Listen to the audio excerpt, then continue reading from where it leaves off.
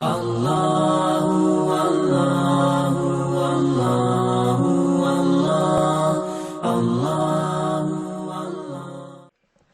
للہ وکفا وسلام علی عبادہ الذین اصطفى اما بعد اعوذ باللہ من الشیطان الرجیم بسم اللہ الرحمن الرحیم من یعمل سوءا یجز بہ سبحان ربک رب العزۃ عما یصفون وسلام علی المرسلین والحمد للہ رب العالمین اللہم صلی علی سیدنا محمد وعلی آل سیدنا محمد وبارک وسلم۔ انسان جو کام بھی شریعت کے خلاف کرتا ہے اس کو گناہ کہتے ہیں۔ گناہ کرنے کے اخروی نقصانات بھی ہیں، دنیاوی نقصانات بھی ہیں۔ ہر گناہ کے اوپر دو طرح کے نقصان ہوتے ہیں، آخرت میں بھی سزا ملتی ہے اور دنیا میں بھی اس کا نقصان ہوتا ہے۔ چنانچہ ابن قیم رحمۃ اللہ علیہ نے الداء والدواء میں تفصیل بتائی ہے کہ گناہوں کے دنیا میں نقصانات کیا ہیں۔ ان میں سے ایک نقصان تو یہ کہ دل پریشان رہتا ہے۔ آپ کسی بندے کو دیکھ لیں جو جھوٹ بولتا ہو یا کسی سے حسد کرتا ہو یا کسی غلط تعلقات میں پھنسا ہو، دل بے چین ہوگا، حالانکہ اس کے پاس مال پیسے کی بہتات ہے، جو چاہتا ہے کھائے، جو چاہتا ہے پیے، جہاں چاہتا ہے سوئے، دل پریشان۔ خود زبان سے بھی کہے گا کہ جی ظاہر میں سب کچھ ہے، دل پریشان ہے۔ دراصل سکون روٹھ جاتا ہے، اس کے نکال لیا جاتا ہے اس کے دل سے۔ ڈپریشن، ٹینشن، ہر وقت اسی کا مریض بنا ہوتا ہے۔ زندگی پرسکون نہیں ہوتی، بلکہ ایئر کنڈیشن کمروں میں کمبل لے کے لیٹا ہوتا ہے، کروٹیں بدلتا ہے، نیند نہیں آتی، نیند کی گولیاں کھانی پڑتی ہیں۔ نیک بندہ تو زندگی میں ایک دفعہ مرتا ہے، یہ بیچارہ دن میں کئی دفعہ جیتا ہے، کئی دفعہ مرتا ہے، ایسا پریشان ہوتا ہے اور خود کہتا ہے اس جینے سے تو مر جانا بہتر ہے۔ بنیادی وجہ کیا ہوتی ہے کہ گناہوں کے اثرات ہوتے ہیں۔ ایک اور وجہ گناہوں کی وجہ سے جو پیش آتی ہے کہ عبادت کی توفیق چھن جاتی ہے۔ چنانچہ انسان اگر بد نظری کا ارتکاب کرے، تہجد کی توفیق نہیں ملتی، تکبیر اولیٰ کی توفیق نہیں ملتی، مسنون دعائیں بہت سارے لوگوں کو یاد ہوں گی، موقع پہ پڑھنی یاد نہیں آتی۔ یہ گناہوں کا وبال ہوتا ہے۔ ہمیں ایک حافظ قرآن نوجوان ملا، کہنے لگا حضرت حفظ قرآن کیا ہوا تھا 9 سال میں، کبھی ناظرہ بھی قرآن ختم نہیں کیا۔ توفیق چھن جاتی ہے، فجر کی توفیق نہیں ملتی، قضا ہو جاتی ہے، آنکھیں نہیں کھلتی، الارم لگا لگا کے رکھتے ہیں، الارم بھی بند کر دیتے ہیں، پتہ بھی نہیں ہوتا کیا یا نہیں کیا۔ تو ایک گناہوں کا یہ بھی وبال کہ نیک عمل کی توفیق چھن جاتی ہے، دعا مانگنے کو دل نہیں کرتا، بس ہاتھ اٹھائیں گے اور آدھے منٹ کی دعا، بس۔ رونا تو بڑی دور کی بات ہے، اللہ کے سامنے آنسو بہانا تو بڑی دور کی بات ہے، آنکھوں میں قحط سالی ہوتی ہے، بارش نہیں ہوتی۔ یہ گناہوں کا وبال ہوتا ہے۔ ایک یہ کہ بے برکتی ہوتی ہے زندگی میں، جو کام میں ہاتھ ڈالو وہی ادھورا، کوئی کام سمٹتا نظر نہیں آتا، ڈیل ہوتے ہوتے رہ جاتی ہے۔ وہ جی بڑے لوگ بچی کا رشتہ دیکھنے آتے ہیں، خوش ہو کے جاتے ہیں، دوبارہ رابطہ کوئی نہیں کرتا۔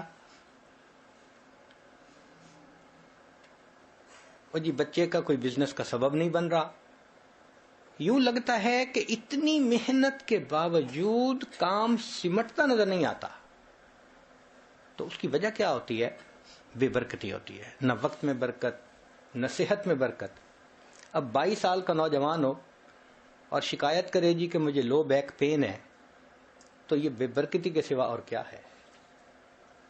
18 سال کا نوجوان، حضرت بیٹھتے ہوئے اٹھتا ہوں آنکھوں میں اندھیرا آ جاتا ہے، 18 سال کی عمر میں صحت میں برکت ہی نہیں رہی۔ تو نہ وقت میں برکت، نہ صحت میں برکت، نہ رزق میں برکت۔ جتنے گھر کے افراد ہیں سب کے سب کمانے والے، خرچے پورے نہیں ہوتے، اس کو بے برکتی کہتے ہیں۔ تو گناہوں کے وبال، ایک وبال یہ بھی ہے کہ نعمتیں زائل ہونا شروع ہو جاتی ہیں۔ خود کہتے ہیں حضرت ایک وقت تھا لوگوں سے لاکھوں لینے تھے، آج ایک وقت ہے کہ لوگوں کو لاکھوں دینے ہیں۔ ایک وقت تھا مٹی کو ہاتھ لگاتے تھے سونا بن جاتی تھی، آج سونے کو ہاتھ لگاتے ہیں مٹی بن جاتا ہے۔ کیوں ایسا ہوتا ہے؟ کہ جو پروردگار نعمتیں دینا جانتا ہے وہ پروردگار نعمتیں لینا بھی جانتا ہے۔ تو گناہوں کی وجہ سے اللہ نعمتیں واپس لے لیتے ہیں۔ تو آخرت میں تو جو سزا ملے گی وہ تو اپنی جگہ، دنیا میں ہی ان گناہوں کی وجہ سے مصیبتیں ہوتی ہیں انسان کے سر پر۔ اس لیے ان گناہوں کا ایک ہی حل ہے کہ انسان ان سے توبہ کر لے۔ یہ نہیں ہو سکتا کہ گناہ بھی کریں اور اللہ بھی راضی رہے۔ با مسلمان اللہ اللہ، با برحمن رام رام، یہ نہیں چلتا، ایک کا بن کے رہنا پڑتا ہے۔ گناہ کی مثال کینسر کی سی ہے۔ اگر جسم کے کسی حصے میں کینسر ہو، اس کا ایک ہی حل ہے کہ اس کو آپریٹ کر کے کاٹ دیا جائے، اس کے سوا دوسرا حل نہیں ہے۔ اگر نہیں کریں گے تو یہ کینسر پھیلے گا، موت کا سبب بن جائے گا۔ بالکل اسی طرح گناہ کی یہی مثال کہ اس کا ایک حل ہے کہ توبہ کر کے گناہ کو چھوڑ دیا جائے، اگر نہیں تو اس کی ظلمت ایسے پھیلے گی کہ بالآخر انسان روحانی موت مر جائے گا۔ گناہ کی ابتدا کچے دھاگے کی طرح کمزور ہوتی ہے۔ انسان ابتدا میں گناہ کو چھوڑنا چاہے تو بڑے آسانی سے چھوڑ دیتا ہے، لیکن کرتا رہے تو پھر گناہ کی عادت اتنی پختہ ہو جاتی ہے کہ جیسے جہاز کا لنگر ہوتا ہے، اینکر آف دی شپ۔ شپ کو اینکر سے باندھ دینا، وہ ہلنے نہیں دیتا اس کو۔ یہ گناہ کی عادت ایسے پختہ ہو جاتی ہے بندے کو پھر ہلنے نہیں دیتی۔ عطا ابن ابی رباح رحمۃ اللہ علیہ فرمایا کرتے تھے کہ اللہ رب العزت نے ایک مرتبہ مجھے الہام فرمایا، عطا میرے بندوں سے کہہ دو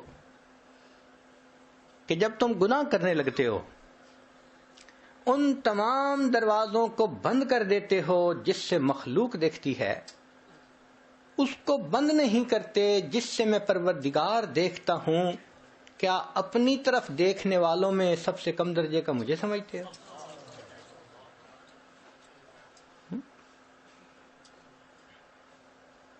3 سال کا بچہ بھی پاس ہو تو فحش حرکت کرنے سے گھبراتے ہیں، اور اللہ دیکھ رہے ہوتے ہیں اور ہمیں اس کا کوئی ڈر محسوس نہیں ہوتا۔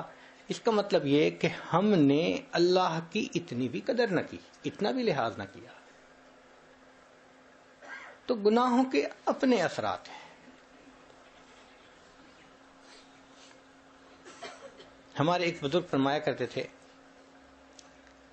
کہ جو شخص علم اور ارادے سے گناہ کرنا چھوڑ دیتا ہے، جو شخص علم اور ارادے سے گناہ کرنا چھوڑ دیتا ہے، اللہ تعالیٰ اس بندے کی دعاؤں کو رد کرنا چھوڑ دیتا ہے۔ پھر ایسا بندہ جب ہاتھ اٹھاتا ہے اللہ تعالیٰ اس کے ہاتھوں کی لاج رکھتے ہیں۔ مختلف چیزوں کی اپنی اپنی تاثیر ہوتی ہے۔ آگ گرم ہوتی ہے، برف ٹھنڈی ہوتی ہے، پانی گیلا کرتا ہے۔ اب کوئی بندہ کہے جی کہ میں پانی میں بھی رہوں گیلا بھی نہ ہوں، بھئی کیسے ہوگا؟ آگ کے پاس بھی بیٹھوں گرمی بھی نہ آئے تو آگ کیسی؟ جی برف ہاتھ میں پکڑوں ٹھنڈی نہ لگے، بھئی برف کیسی؟ تاثیر ہے اس کی۔ جس طرح ہر چیز کی مادی طور پر تاثیر ہے، اسی طرح گناہ کی یہ تاثیر ہے کہ بندہ کا دل پریشان رہتا ہے۔ جو نوجوان اپنے آپ کو الٹے تعلقات میں پھنسا لیتے ہیں، راتوں کو نیند نہیں آتی، فیملی کے ساتھ مل کے کھانا نہیں کھائیں گے، الگ کمرے میں بیٹھے ہوں گے، کسی سے بات کرنے کو دل نہیں چاہے گا۔ یہ کیا ہے؟ یہ گناہوں کا وبال ہے، یہ گناہوں کی ظلمت ہے۔ اسی لیے اردو زبان میں ڈپریشن کے لفظ کو اسی طرح استعمال شروع کر دیا گیا، اس کا ترجمہ نہیں ہے کوئی۔ یہ ٹینشن کا لفظ، ڈپریشن کا لفظ، اینگزائٹی کا لفظ، یہ اردو زبان کے الفاظ نہیں ہیں۔ جن لوگوں نے زبان بنائی تھی، اگر اس وقت یہ کیفیتیں ہوتی تو وہ اس کا بھی کوئی نام رکھ دیتے۔ اس کا مطلب ہے ہمارے اکابر کی زندگیوں میں یہ کیفیتیں تھی نہیں، یہ نئے دور کی چیزیں ہیں۔ جب سے گناہ عام ہوئے ہیں یہ تب سے ہیں، اسی لیے دوسری زبان کے لفظ ہم نے اپنی زبان میں استعمال شروع کر دیے، اور آج کل ڈاکٹروں کے لیے بہت آسانی ہو گئی ہے۔ جس بیمار کی بیماری سمجھ میں نہ آئے کہتے ہیں ایکیوٹ ڈپریشن ہے، آپ کو تو بڑی ٹینشن ہے۔ بھئی ٹینشن دنیا میں کس کو نہیں ہے؟ جس کو دیکھو، سبحان اللہ، جس عورت کو دیکھو ماشاء اللہ tension.com اس کا نام ہوگا۔ تو یہ گناہوں کے اثرات ہوتے ہیں کہ ذہن پریشان ہوتا ہے، ذہن میں سکون نہیں ہوتا۔ عجیب بات ہے کہ زندگی کی جتنی سہولیات آج ہمیں حاصل ہیں اس سائنسی دور میں، اس سے پہلے کبھی حاصل نہیں تھی۔ جو مشروبات آج ملتے ہیں، جو مختلف طرح کے کھانے آج نصیب ہوتے ہیں، جیسی تیز رفتار کمفرٹیبل سواریاں آج ہمیں حاصل ہیں، یہ پہلے نہیں تھی۔ ہمارے اکابر تو سردی گرمی برداشت کرتے تھے، خشک روٹی کھا لیتے تھے، سالن نہیں ہوتا تھا، سفر میں مشقتیں ہوتی تھیں۔ ہمیں تو اللہ نے اتنی سہولتیں دی ہیں، لیکن عجیب بات کہ ان تمام سہولیات کے باوجود جتنی اللہ تعالیٰ کی شکایتیں آج ہیں اس سے پہلے نہیں تھی۔ جس کے دیکھو اس کی زبان پہ شکوہ، بیٹے کو نوکری نہیں ملی، بیٹی کا رشتہ نہیں آیا، فلاں کام ایسے نہیں ہوا۔ بھئی اللہ تعالیٰ کے شکوے ہم کیوں کرتے ہیں؟ ہم الزام ان کو دیتے تھے، قصور اپنا نکل آیا۔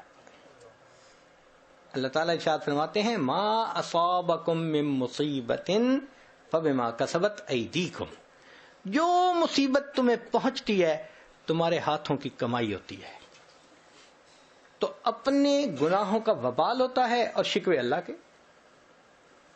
عطا ابن ابی رباح رحمۃ اللہ علیہ فرماتے ہیں کہ اللہ رب العزت نے الہام فرمایا کہ عطا میرے بندوں کو کہہ دو، تمہیں ذرا کوئی پریشانی ہوتی ہے، تم اپنے دوستوں کی محفل میں بیٹھ کے فوراً میرے شکوے شروع کر دیتے ہو، جبکہ تمہارا نام اعمال گناہوں سے بھرا میرے پاس آتا ہے، میں فرشتوں کی محفل میں تمہارے شکوے تو نہیں کیا کرتا۔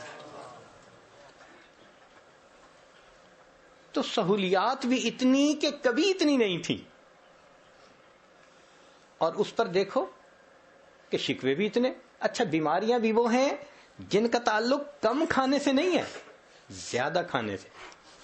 اب بتائیں، معدے کا السر کم کھانے سے تو نہیں ہوتا، زیادہ کھانے سے۔ بلڈ پریشر زیادہ نمک کھانے سے، ہائی کولیسٹرول زیادہ چربی کھانے سے۔ تو بیماریاں بھی شوگر زیادہ میٹھا کھانے سے۔ تو بیماریاں بھی وہ ہیں جو زیادہ کھانے سے تعلق رکھتی ہیں، اور شکوے بھی اللہ تعالیٰ کے آج سب سے زیادہ ہیں۔ بنیادی وجہ کہ یہ پریشانیاں ہمارے ہاتھوں کی اپنی کمائی ہیں۔ صحابہ رضی اللہ عنہم کے پاس رزق کم ہوتا تھا، مگر ان کے دلوں میں سکون تھا، زندگیوں کے اندر عبادت تھی، اللہ کی نعمتوں کا شکر تھا۔ آج رزق ہے، برکت نہیں ہے۔ جس کے دیکھو فکر لگی ہوتی ہے۔ صحابہ رضی اللہ عنہم کا تو یہ حال تھا کہ ایک صحابی یورینیشن کے لیے ذرا ویرانے کی طرف گئے، تو جب وہ بیٹھے تھے اپنی قضاء حاجت کے لیے، تو انہوں نے ایک چوہے کو دیکھا کہ وہ سوراخ میں سے باہر نکلا. جو چوہے کا سوراخ ہوتا ہے اسے بل کہتے ہیں. اس میں سے نکلا اور اس نے 1 دینار تھا وہ باہر پھینک دیا. پھر دوسرا دینار، پھر تیسرا، بل سے نکال کے لاتا تھا، باہر ڈال جاتا تھا، پھر وہ بل میں گھس گیا. یہ صحابی جب فارغ ہو گئے، اٹھنے لگے، تو انہوں نے وہ چند درہم دینار جو بھی تھے وہ اٹھا لیے. صحابہ رضی اللہ عنہم کی ایک بہت خوبصورت عادت تھی کہ وہ ہر بات کو نبی علیہ السلام سے آ کر پوچھا کرتے تھے. تو یہ صحابی محبوب صلی اللہ علیہ وسلم کی خدمت میں حاضر ہوئے. اے اللہ کے حبیب صلی اللہ علیہ وسلم، میرے ساتھ یہ واقعہ پیش آیا، اب بتائیے کہ یہ پیسے میرے لیے استعمال کرنا جائز ہیں یا نہیں ہیں؟ تو نبی علیہ السلام نے فرمایا کہ اللہ رب العزت نے تمہارے لیے غیبی طور پر رزق کا انتظام کر دیا، تم اس کے استعمال کرو. اب فرق زندگیوں کا دیکھیے کہ صحابہ رضی اللہ تعالی عنہم کو بلوں سے رزق ملتا تھا، اور ہماری زندگی ایسی ہے جو سارا مہینہ کماتے ہیں اینڈ کے اوپر وہ بلوں میں چلا جاتا ہے. یہ بجلی کا بل، یہ پانی کا بل، یہ انشورنس کا بل، یہ فلاں چیز کا بل. وہ بل کو دیکھ کے دل کو کچھ ہونے لگ جاتا ہے.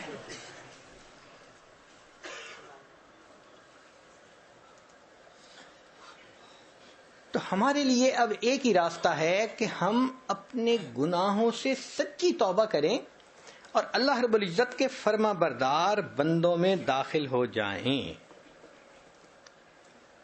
بہت لڑکپن کی بات ہے، ہمیں ایک مرتبہ ایک ولیمہ کی دعوت میں شریک ہونے کا موقع ملا. بڑا شہر تھا، وہ کسی بڑے ہوٹل میں لے گئے، تو مجھے بھی اپنے بڑے بھائی جان کے ساتھ جانے کا موقع مل گیا. اس دن میں نے پہلی دفعہ دیکھا کہ ٹریز کے اندر کھانا لگا ہوا ہے اور ہر ٹرے کے نیچے چھوٹی سی بتی جل رہی ہے، آگ جل رہی ہے ہلکی ہلکی. تو میرے لیے عجیب سی بات تھی، ہم نے پہلے یہ سلسلہ نہیں دیکھا تھا گھروں میں. تو جو سرو کر رہا تھا میں نے اس سے یہ کویسچن پوچھا کہ انکل، یہ آپ نے ہر ٹرے کے نیچے آگ کیوں جلائی ہوئی ہے؟ اس نے کہا بھائی کھانا کھانے میں 1 گھنٹہ 2 گھنٹے لگ سکتے ہیں مجمع کو، تو ہم نے آگ جلائی ہوئی ہے تاکہ اتنی دیر یہ کھانا مستقل گرم رہے، وارم رہے. وہ تو بچپن کی بات تھی، ختم ہو گئی. آج جب یہ عاجز گناہ کے بارے میں سوچتا ہے نا، تو بالکل وہی مثال سامنے آتا ہے کہ جو انسان گناہ کرتا ہے اللہ تعالیٰ اس کی زندگی میں ایک آگ، ایک بتی جلا دیتے ہیں. وہ وارم ہی رہتا ہے بیچارہ، کبھی ادھر سے ٹینشن، کبھی ادھر سے پریشانی، کبھی ادھر کی پریشانی. اللہ تعالیٰ بھی اس کو سکون نہیں لینے دیتے. جب تک گناہ سے توبہ نہیں کرے گا یہ آگ جلتی رہے گی، اس کے لیے پریشانی کا سبب بنتی رہے گی.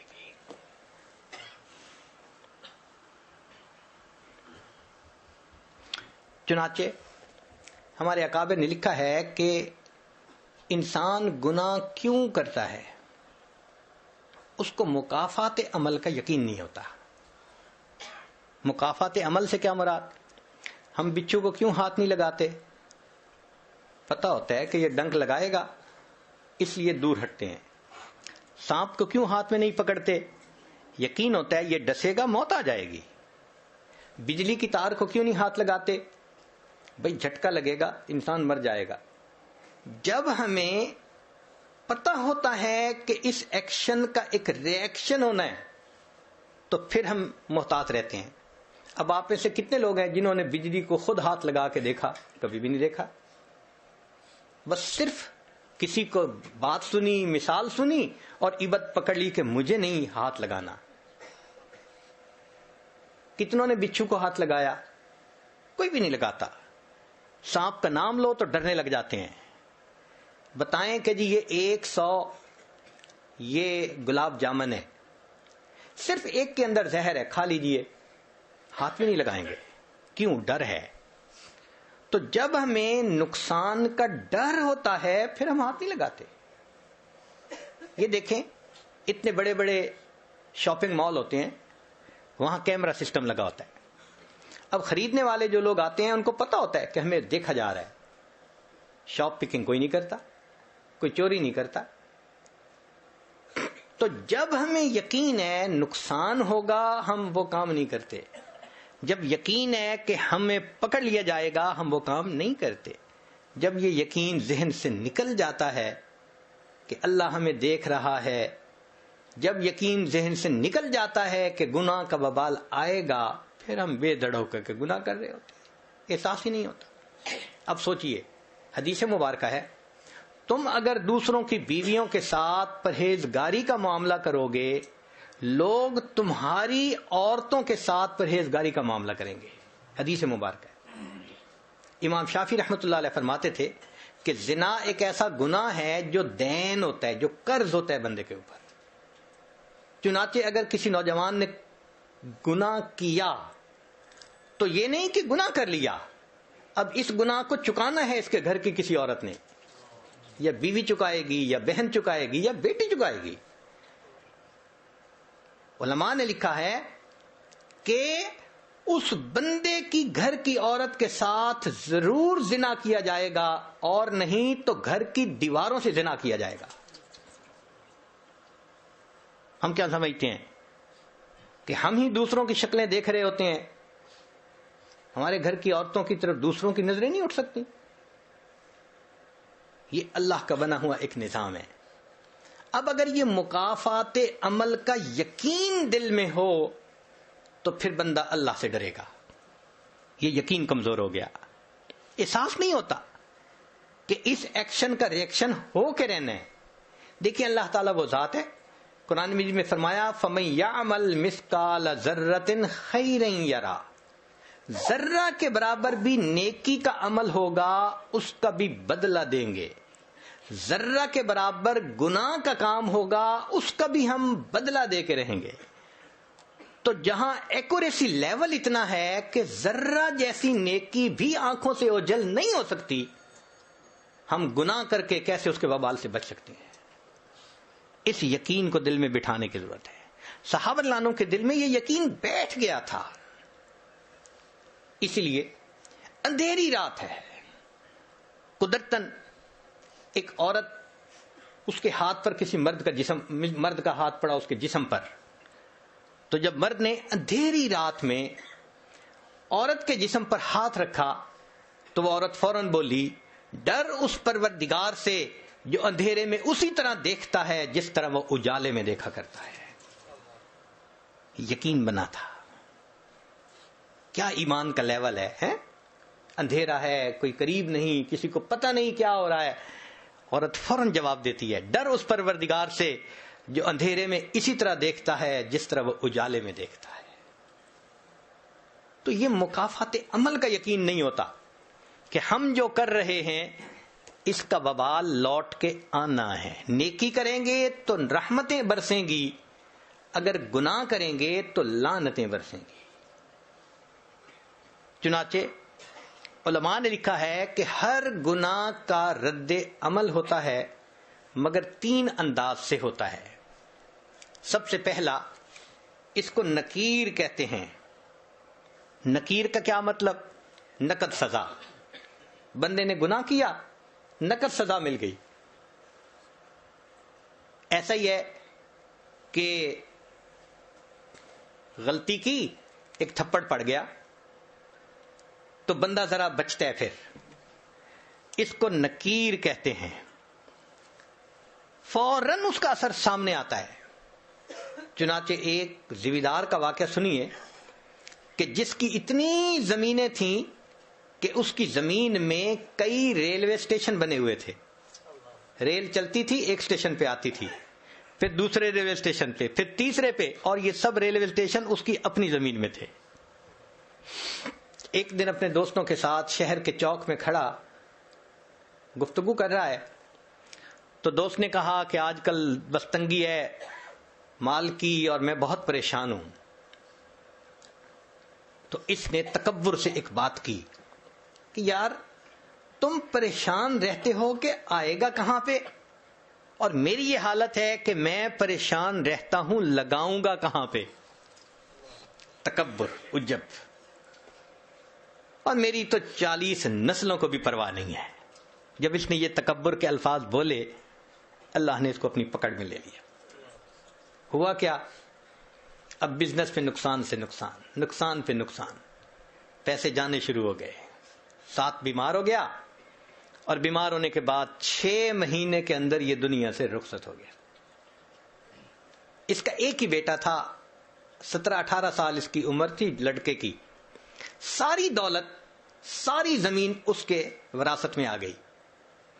اب جب مال بھی ہو اور جوانی بھی ہو تو پھر اس قسم کے لوگ بھی قریب ہو جاتے ہیں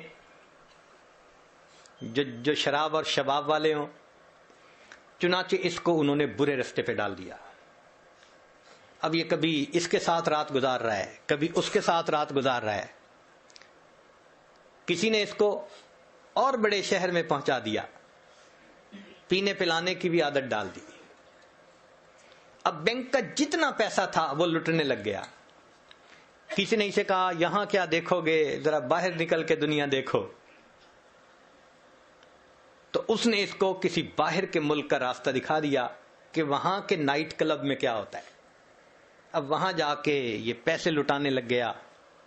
1-2 سال کی بات ہے، سب بینک اکاؤنٹ زیرو، اور بیماریوں کا بھی مریض ہو گیا.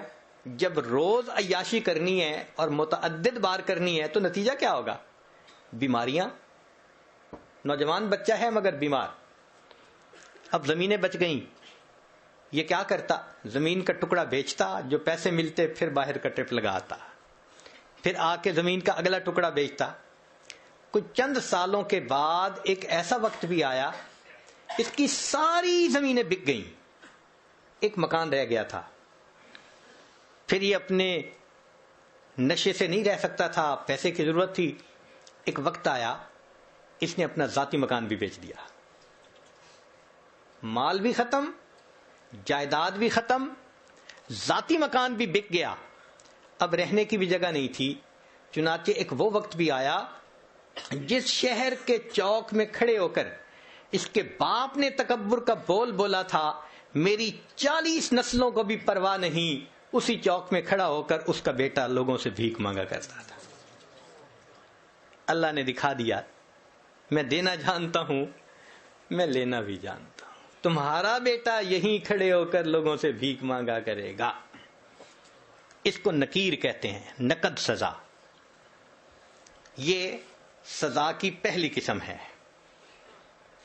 ایک ہوتا ہے تاخیر، کہ نقد سزا تو نہیں ملتی مگر مہلت مل جاتی ہے توبہ کرنے کے لیے. اگر توبہ نہ کرے تو پھر کچھ وقت کے بعد پھر سزا ملتی ہے. تلبیس ابلیس میں ابن جوزی رحمۃ اللہ علیہ نے واقعہ لکھا ہے کہ ایک نوجوان تھا، حافظ قرآن تھا. اس نے شہوت کی نظر کسی غیر پر ڈالی اور اس کا نتیجہ کیا نکلا کہ 20 سال کے بعد قرآن مجید اس کے سینے سے نکال لیا گیا، بھول گیا قرآن پاک. یہ تاخیر ہوتی ہے کہ سزا تو ملتی ہے مگر ڈیلے ٹائم کے ساتھ ملتی ہے. چند دن لگیں، چند مہینے لگیں، چند سال لگیں، مگر سزا ملتی ہے. اس کو تاخیر کہتے ہیں. چنانچہ ہم اپنے بچپن میں اپنے محلے میں ایک بوڑھی عورت کو دیکھا کرتے تھے. وہ پاگل تھی، بچے اس کو تنگ کرتے تھے، کنکر مارتے تھے. تو مجھے میری امی کہتی تھی بیٹا اس کو کبھی نہ تنگ کرنا، کبھی کنکر نہ مارنا. تو میں ہمیشہ کھڑے ہو کے، چھوٹا بچہ تھا، اس کو دیکھا کرتا تھا کہ یہ کیوں ایسے پاگل سی ہے، دیوانی سی ہے. جب بڑے ہوئے تو پھر والدہ نے اس کا قصہ سنایا. کہنے لگی کہ یہ ہمارے محلے کی ایک اچھے گھرانے کی خاتون تھی، جوان العمر تھی. اللہ نے اس کو بیٹا دیا، بیٹا بھی بڑا خوبصورت، گھر کے کام میں لگی ہوئی تھی. اب بچہ اپنی ماں سے بہت اٹیچڈ تھا. کچھ بچے ہوتے ہیں نا، گود کا چسکا ہوتا ہے کہ ہر وقت ماں ہی گود میں اٹھائے رکھے. وہ بھی اسی قسم کا بچہ تھا. اس عورت نے کوئی کام سمیٹنا تھا تو یہ اس بچے کو فیڈر دے کے لٹا کر گئی کہ تم اب جو ہے نا لیٹ جانا، اب باہر مت آنا، مجھے کام سمیٹنا ہے. اور بچہ فیڈر پہ کے پھر باہر. وہ تو معصوم بچہ تھا, چھوٹا تھا. تو ماں اس کو پھر لے کے آئی اور کہا کہ تم مجھے بہت تنگ کر رہے ہو, اب بالکل میرے پیچھے مت آنا. بچہ پھر آ گیا. اب اس کو غصہ آ گیا اور غصہ کنٹرول نہ ہوا تو یہ بچے پہ برسنے لگی. اس کو بہت سخت سخت کہا, میں تجھے سلا کے آئی تھی, کیوں میرے پیچھے آ گیا, تنگ کرتا ہے مجھے, سویا سو ہی جاتا تو اچھا تھا. جب اس نے یہ الفاظ کہہ دیے نا کہ تو سویا سو ہی جاتا تو اچھا تھا, اللہ کی پکڑ آ گئی. مگر اللہ نے اس وقت اس کے بیٹے کو موت نہیں دی, دعا قبول کر لی کہ یہ بد دعا تمہاری زبان سے نکلی نا بیٹے کے بارے میں غصے میں آ کے, اس کو تو ہم قبول کر لیتے ہیں, ابھی اس کو موت نہیں دیتے. اب وہ بچہ بڑا ہوا, لکھا پڑھا, وہ اسکول کا سب سے انٹیلیجنٹ بچہ, وہ کالج میں اسکالرشپ پانے والا بچہ. جب وہ فائنل ماسٹر ڈگری کر کے آیا تو اس نے بزنس شروع کیا. اتنا اچھا بزنس چلا اس کا کہ پورے شہر کے لوگ اس بچے کی مثالیں دیتے تھے کہ دیکھو اتنے اچھے اخلاق والا, تحمل مزاجی والا, خوش مزاج, اچھے بچہ, اتنا اچھا اس کا بزنس ہے. لوگ اس کی شکل دیکھتے تھے, تمنا کرتے تھے کہ میری بیٹی کا رشتہ اس سے ہو جائے, بہن کا رشتہ اس سے ہو جائے. وہ ایسا نوجوان بچہ تھا. لوگ اپنے بیٹوں کو مثالیں دیتے تھے, بیٹا ایسا بننا. لو جی, بالکل جب جوانی کا وقت تھا, اب ماں نے اس کے لیے اپنے ہی رشتہ داروں میں کوئی بہت خوبصورت بچی حور پری ڈھونڈی. پھر اس کے لیے بڑی تیاریاں, پیسے کی کمی نہیں تھی. جب سب چیزوں کی تیاری ہو گئی اور شادی میں ابھی صرف 3 دن تھے, اللہ کی شان کہ بچہ اپنے ہی گھر میں چل رہا تھا, فرش دھویا تھا اور ابھی گیلا تھا, پاؤں جو پھسلا, یہ نوجوان سر کے بل گرا اور اس کی موت آ گئی. اللہ نے پھل کو پکنے دیا. جب پھل پک کے تیار ہو گیا تب اللہ نے پھل کاٹا. اب تجھے سمجھ لگے گی کہ نے میری کس نعمت کی ناقدری کی تھی. ماں کے ذہن پہ اتنا صدمہ اس کی موت کا ہوا کہ وہ ذہنی توازن کھو بیٹھی. وہ گلیوں کے اندر بس تنکے چنا کرتی تھی. تو کبھی نقد سزا ملتی ہے, نکیر, اور کبھی اس میں تاخیر ہو جاتی ہے. آج بہنیں چھوٹی چھوٹی بات پہ بھائیوں کو بد دعائیں دے دیتی ہیں اور پھر بڑے ہو کے انہی کے لیے پھر بیٹھی رو رہی ہوتی ہیں, حضرت میرے بھائی کے لیے دعا کریں وہ نیک بن جائے, میرے بھائی کے لیے دعا کریں اس کی شادی کی زندگی میں مشکلات ہیں. بھائی کیوں بد دعا دی تھی؟ تو گناہوں کی سزا کی دوسری قسم تاخیر کہلاتی ہے. اور ایک اور بھی صورت کہ گناہ تو کیے جوانی میں, اللہ نے بڑھاپے میں بیوی کو نافرمان بنا دیا. یا اللہ, جتنی یہ اذیت ہوتی ہے نا کہ جوان اولاد ہو جائے اور وہ ماں کے ساتھ ہو, اور ماں اور اولاد سب ایک طرف اور اکیلا بوڑھا ایک طرف, اور وہ سب نافرمان ہو اس کے. جتنا بڑھاپا ذلیل خوار ہوتا ہے نا, وہ بوڑھا بتا بھی نہیں سکتا. تو بڑھاپے میں اللہ تعالیٰ نافرمان بنا دیتے ہیں اولاد کو, بیوی کو. یہ تاخیر کہلاتی ہے. ایک تیسری چیز ہوتی ہے, اس کو کہتے ہیں خفیہ تدبیر. یہ سزا ملنے کی تیسری قسم ہے کہ اللہ ایسی طرح سے سزا دیتے ہیں نظر بھی نہیں آتی اور وہ سزا مل رہی ہوتی ہے. مثال کے طور پہ بچی کا رشتہ طے ہی نہ ہونا کہیں. اب انسان سوچتا پھرتا ہے کسی نے رشتہ باندھ دیا. کون باندھ سکتا ہے؟ اللہ تعالیٰ کوئی کام کرنا چاہے تو مخلوق روک سکتی ہے, کوئی نہیں روک سکتا. تو ایسی طرح سے سزا ملتی ہے کہ بندہ اس کو فیل بھی نہیں کرتا کہ میرے گناہوں کا وبال ہے. چنانچہ بنی اسرائیل کے ایک عالم تھے, وہ کسی گناہ میں ملوث ہو گئے. چونکہ عالم تھے, پتہ تو ان کو تھا کہ گناہ کا وبال ہونا ہے, تو گناہ بھی کرتے تھے, ڈرتے بھی تھے. گناہ بھی کرتے تھے, ڈرتے بھی تھے. واچفل بھی رہتے تھے کہ پتہ نہیں گناہ کی وجہ سے میرے اوپر کیا کوئی مصیبت آ جائے.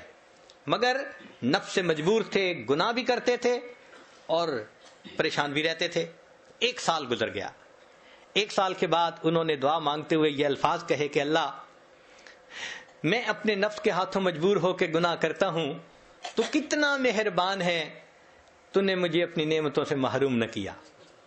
اللہ نے دل میں ڈالا کہ میرے بندے تو نعمت سے محروم ہوا، تجھے پتہ نہیں ہے۔ تو بڑے حیران ہوئے، میں کس نعمت سے محروم ہوا؟ تو پھر ان کے دل میں اللہ نے یہ بات ڈالی، جس دل سے تو نے یہ گناہ کرنا شروع کر دیا، ہم نے اس دن سے رات کے آخری پہر کے مناجات کی لذت سے تمہیں محروم کر دیا۔ ان کو خیال ہی نہیں تھا کہ اتنے سالوں سے مجھے کبھی تہجد میں رونا ہی نہیں آیا۔ تو سزا ملتی ہے مگر خفیہ تدبیر ہوتی ہے اللہ کی۔ ہر گناہ کی سزا ان تین میں سے کسی نہ کسی صورت میں ضرور ملتی ہے، یا تو نکیر ہوگی، یا پھر تاخیر ہوگی، یا پھر خفیہ تدبیر ہوگی، بچ نہیں سکتے۔ اب اگر یہ یقین ذہن میں آ جائے کہ یہ ہو کے رہنا ہے تو پھر انسان گناہوں سے بچے گا۔ ایک نقطے کی بات ذہن میں رکھیے کہ جب انسان پر اللہ کی نعمتوں کی بارش ہو اور انسان پر گناہوں کے راستے کھلے ہوئے ہوں، یہ خطرے کی گھنٹی ہوتی ہے۔ جب اللہ کی نعمتوں کی بہتات ہو اور انسان کے لیے گناہ کے راستے بھی کھل جائیں، یہ خطرے کی گھنٹی ہوتی ہے۔ اس کا مطلب یہ ہے کہ ڈھیل دی جا رہی ہے تاکہ فلما نسوا ما ذکروا بہ فتحنا علیہم ابواب کل شیء۔ اللہ فرماتے ہیں بنی اسرائیل جب وہ بھول گئے جو ان کو نصیحت کی گئی تھی، ہم نے ہر چیز کے دروازے کھول دیے، حتیٰ کہ وہ اچھی طرح غافل ہو گئے۔ پھر کیا ہوا؟ اخذناہم بغتۃ، ہم نے اچانک ان کو اپنی پکڑ میں لے لیا۔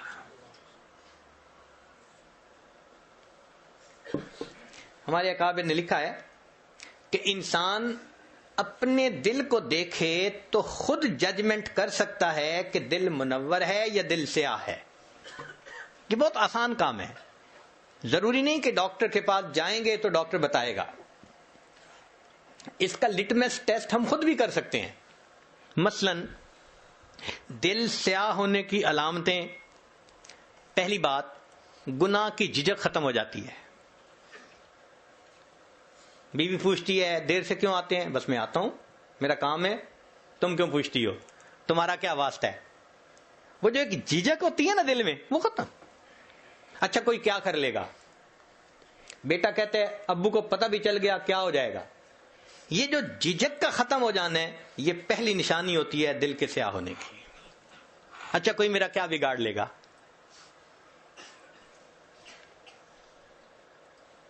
پہلے سکرین پہ کوئی ایسی شکل دیکھنے کے ڈرتا تھا، اور اب فیس بک کے اوپر تعلقات بنائے ہوئے ہیں اور ڈر بھی نہیں ہے کسی کا، اکاؤنٹ بھی کھولا ہوا ہے۔ تو جھجک کا ختم ہو جانا یہ پہلی نشانی ہے کہ انسان کا دل سیاہ ہو چکا۔ دوسری بات نیکی کا بوجھل محسوس ہونا، نماز کو دل نہیں کرتا، مسجد آنے کو دل نہیں کرتا، نیک لوگوں سے ملنے کو دل نہیں کرتا، کسی بیان میں آنے کو دل نہیں کرتا، اللہ کے راستے میں نکلنے کو دل نہیں کرتا، تلاوت کو دل نہیں کرتا۔ یہ نیکی کا بوجھل محسوس ہونا، یہ گناہ دل کے سیاہ ہونے کی دوسری علامت ہوتی ہے۔ اور تیسری بات کہ اگر کوئی سمجھائے تو سمجھانے والا بڑا برا لگتا ہے۔ میں اسے سمجھوں ہوں دشمن جو مجھے سمجھائے ہے۔ کہتے مجھے سمجھاتے کیوں ہیں؟ ماں باپ کیوں سمجھاتے ہیں؟ خاوند کہتے ہیں بیوی کیوں مجھے ہر وقت یہ باتیں کرتی رہتی ہے؟ بیوی کہتی ہے خاوند مجھے کیوں سمجھاتا ہے؟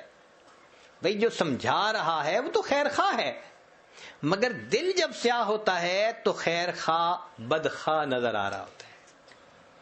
تو یہ تین علامات ہیں دل کے سیاہ ہونے کی، اور تین ہی علامات ہیں دل کے منور ہونے کی۔ پہلی علامت چہرے پہ نور ہونا، جو نیکی کرے گا اللہ تعالیٰ اس کی نیکی کا نور اس کے چہرے پہ سجا دیں گے۔ چہرے کو دیکھ کے سکون ہوتا ہے، چہرے کو دیکھ کے اللہ یاد آتا ہے۔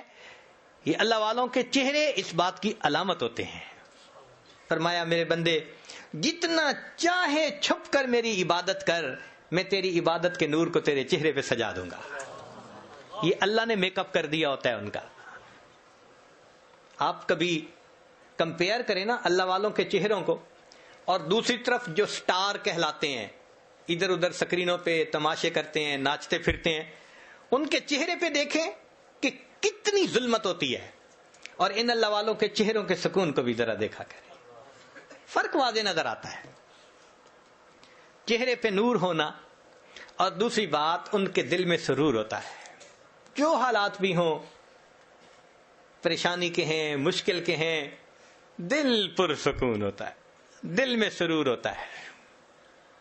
جائیے کس واسطے اے درد میں خانے کے بیچ, جائیے کس واسطے اے درد میں خانے کے بیچ, کچھ عجب مستی ہے اپنے دل کے پیمانے کے بیچ.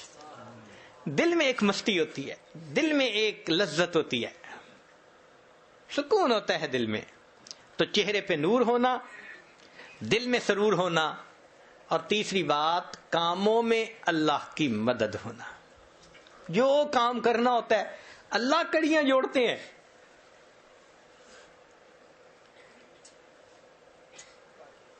خود بخود قدرت کی طرف سے سبب بنتے چلے جاتے ہیں.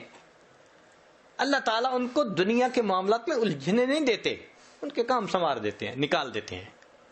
اب اس کی مثال یوں سن لیجئے کہ ایک ہوتا ہے عام گھوڑا, تانگے میں, ریڑی میں جس کو استعمال کرتے ہیں, وہ ہمارے ہاں 20-25 ہزار کا مل جاتا ہے. ایک ہوتا ہے تیزی دوڑنے کا مقابلہ کرنے والے گھوڑے, کروڑوں میں, 2 کروڑ اور 4 کروڑ اور 12 کروڑ ان کی قیمتیں ہوتی ہیں. ان کی نسل, ان کی ہر چیز, ان کے لیے کتنی خدمت کرنے والے لوگ رکھے جاتے ہیں, ان کی خوراک کا خیال رکھا جاتا ہے. اب اگر کوئی ریکارڈ بنانے والا گھوڑا ہو تیز رفتاری کا, اور اس کے مالک سے کوئی آ کے کہے ذرا اپنا گھوڑا دے دو, میں نے یہ اپنے تانگے کے اندر اس کو استعمال کرنا ہے, وہ کہے گا میرا تیزی کا مقابلہ جیتنے والا گھوڑا, ریکارڈ قائم کرنے والا گھوڑا تانگے میں کبھی نہیں میں دے سکتا. جس طرح اللہ تعالیٰ تیزی کا مقابلہ جیتنے والے گھوڑے کو دنیا کا مالک گدھے گاڑی میں باندھنا پسند نہیں کرتا, اللہ تعالیٰ بھی دین کا کام کرنے والے اپنے بندوں کو دنیا کی گدھے گاڑی میں باندھنا پسند ہی نہیں فرماتا. پھر کوئی دنیا کے معاملات ہوتے ہیں, اللہ سمیٹ دیتے ہیں, اللہ سمیٹ دیتے ہیں, یہ تو میرا بھاگنے والا گھوڑا ہے, یہ تو میرا دین کا کام کرنے والا, یہ تو نیکی عبادت کرنے والا میرا بندہ ہے, کیوں اس کو میں دنیا کے معاملات میں الجھاؤں. تو اللہ تعالیٰ اس کو محفوظ فرما لیتے ہیں. تو اس لیے ہمیں چاہیے کہ ہم گناہوں کو چھوڑ کر نیکوکاری کی زندگی کو اپنائیں. ایک گناہوں کا وبال اور ہے جس کو فضیل بن عیاض رحمت اللہ علیہ نے لکھا ہے. وہ فرماتے ہیں کہ مجھ سے جب کوئی گناہ سرزد ہوا, میں نے دیکھا کہ اس کی وجہ سے یا تو میری بیوی نے میری نافرمانی کی, یا میری اولاد نے نافرمانی کی, یا میرے ماتحت نوکر چاکر تھے انہوں نے نافرمانی کی, یا پھر میرے سواری کے جانور نے میری نافرمانی کی. اس کا مطلب یہ کہ جو اللہ کی نافرمانی کرتا ہے, یہ نافرمانی اس کے اپنے ماتحتوں میں ریفلیکٹ ہو کر رہتی ہے. اب ہم کیوں شکوے کرتے ہیں, جی بیوی بات نہیں سنتی, اور جی بیوی آرگومنٹس کرتی ہے, اور جی بیٹا افلاطون بن گیا ہے, سنتا ہی نہیں, بیٹی بات نہیں سنتی. بھائی ہم اس کی نہیں سنتے, یہ ہماری نہیں سنتے. عدلے کا بدلہ, جیسی کرنی ویسی بھرنی, نہ مانے تو کر کے دیکھ. تو یہ مکافات عمل ہے. جو اللہ کی نافرمانی کرے گا اللہ تعالیٰ اس کے ماتحتوں کو اس کا نافرمان بنا کر دکھائیں گے. اس لیے حضرت مفتی محمد شفیع رحمۃ اللہ علیہ نے ایک جگہ لکھا ہے کہ تم جتنا چاہو گناہ کر لو, اگر تمہاری اسی زندگی کو اللہ نے جہنم کی طرح نہ بنا دیا تو پھر دیکھ لینا. تو واقعی گناہ انسان بھلے کرتا پھرے, سکون تو اس کے پاس نہیں ہوتا. چنانچہ ایک جگہ فرماتے ہیں کہ گناہوں کا نتیجہ بالآخر ندامت ہوتی ہے. گناہوں کا نتیجہ بالآخر ندامت ہوتی ہے. اور ایک جگہ پر حضرت مفتی محمد شفیع رحمۃ اللہ علیہ نے خوبصورت بات لکھی ہے. وہ فرماتے ہیں کہ گناہ کے نتیجے میں بندے کو آگ میں جلنا ہی پڑتا ہے. گناہ کے نتیجے میں بندے کو آگ میں جلنا ہی پڑتا ہے.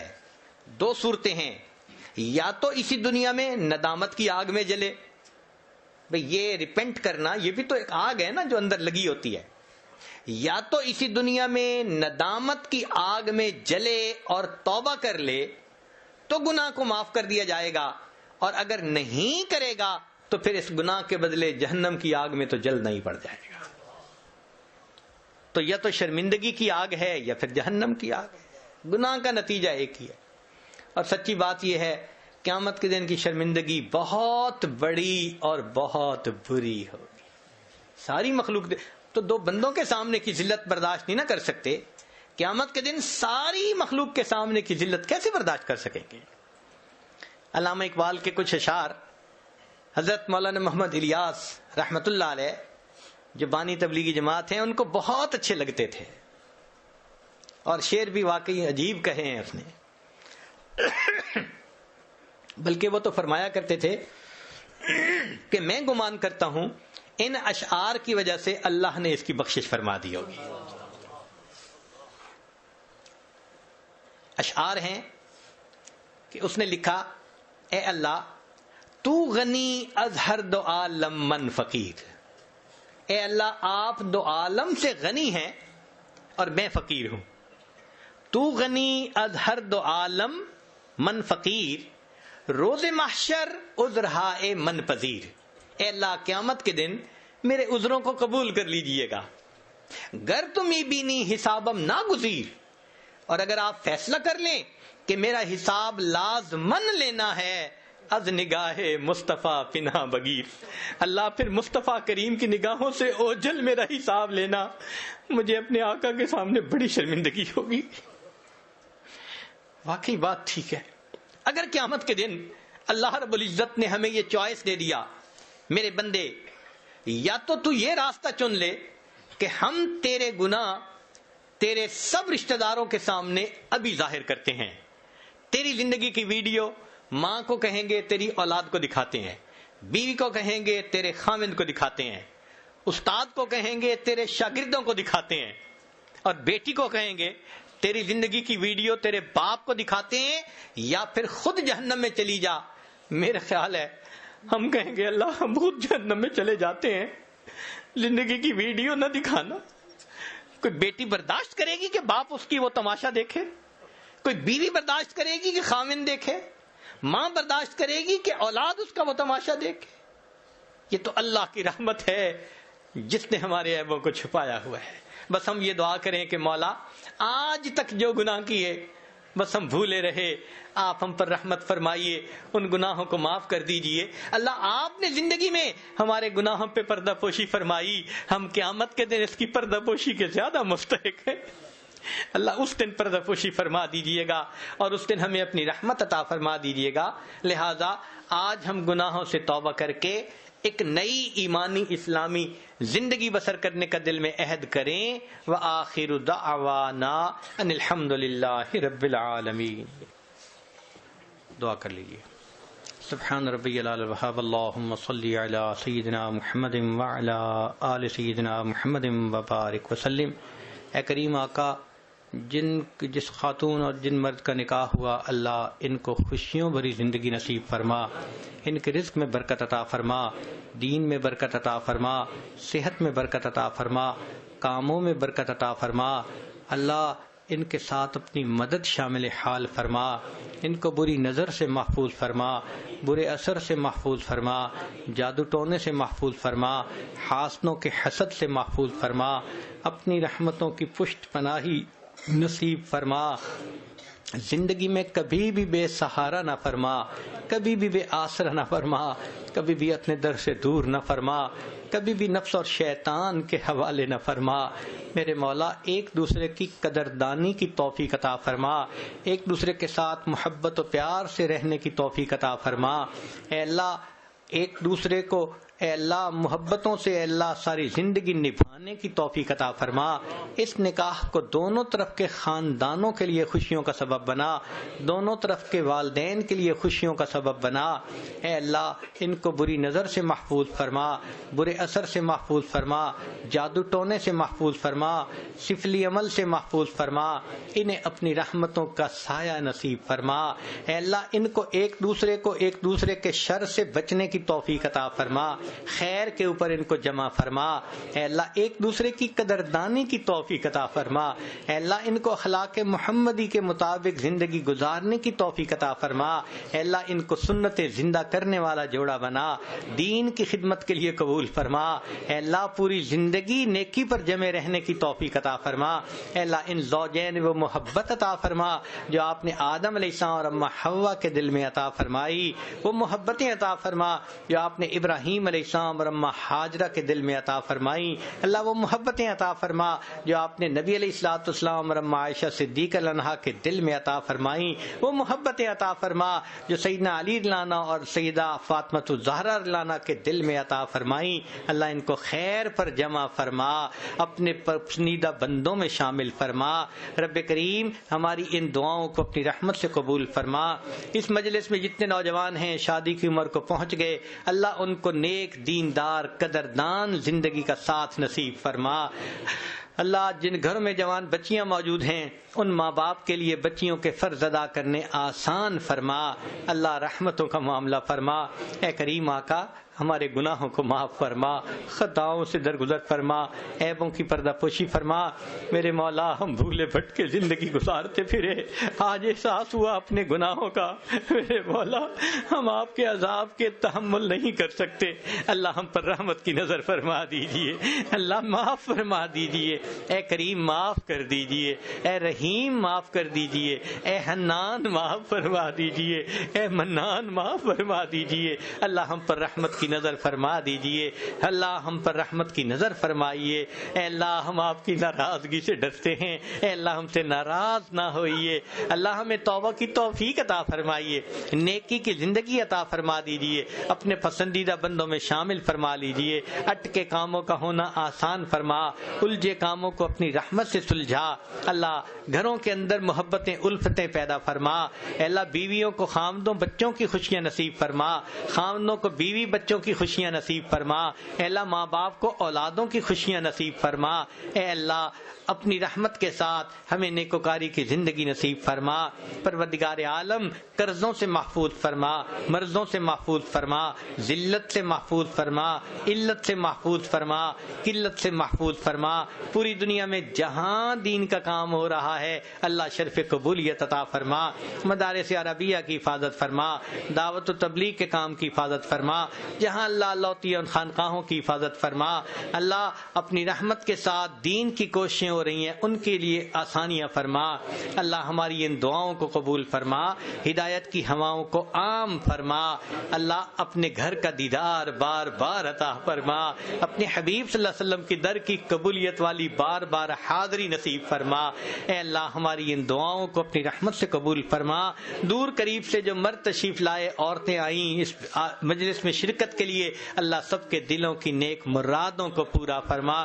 ہمارے والدین عزیز اقارب مشائخ جو فوت ہو چکے ان کی مغفرت فرما، جن کی آپ نے مغفرت کر دی اللہ قرب کے اعلیٰ درجات عطا فرما۔ جنہوں نے ہمیں دعاؤں کے لیے کہا، خط لکھے، فون کیے یا ہم سے توقعات رکھتے ہیں یا جن کے ہم پر حقوق آتے ہیں، اللہ ان سب کو ان دعاؤں میں حصہ نصیب فرما۔ اٹھنے سے پہلے اللہ سب کے گناہوں کی بخشش فرما۔ میرے مولا ساری زندگی ہم تو کہتے رہے ہم تیرے ہیں، ہم تیرے ہیں، ہم تیرے ہیں۔ میرے مولا ایک مرتبہ تو آپ بھی کہہ دیجئے کہ تم میرے ہو۔ اللہ ایک مرتبہ، اے کریم ایک مرتبہ کہہ دیجئے کہ تم میرے ہو۔ میرے مولا کہہ دیجئے۔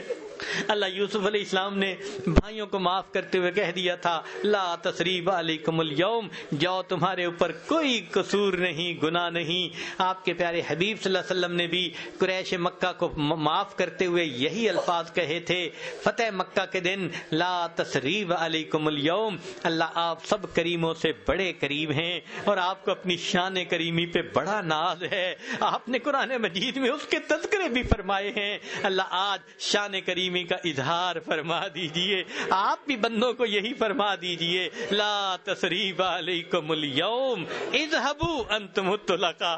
میرے مولا ہمارے گناہ معاف ہو جائیں گے, خطائیں بخشی جائیں گی. اللہ رحمت فرما دیجئے, رب کریم معاف فرما دیجئے, آئندہ نیکوکاری کی زندگی عطا فرمائیے. مقامی دوستوں نے جس محبت کے ساتھ اس عاجز کو یہاں بلایا, اللہ اس کے بدلے ان کو اپنی سچی محبت نصیب فرما. اس مسجد کو نیک نمازیوں سے آباد فرما, متقی نمازیوں سے آباد فرما. اللہ دین کی خدمت کے لیے اس جگہ کو قبول فرما اور اس کا فیض دنیا کے کونے کونے کے اندر پہنچا. ربنا تقبل منا انک انت السمیع العلیم تب علینا انک انت التواب الرحیم. صلی اللہ تعالی علی حبیبہ سیدنا محمد وآلہ واصحابہ اجمعین برحمتک یا ارحم الراحمین.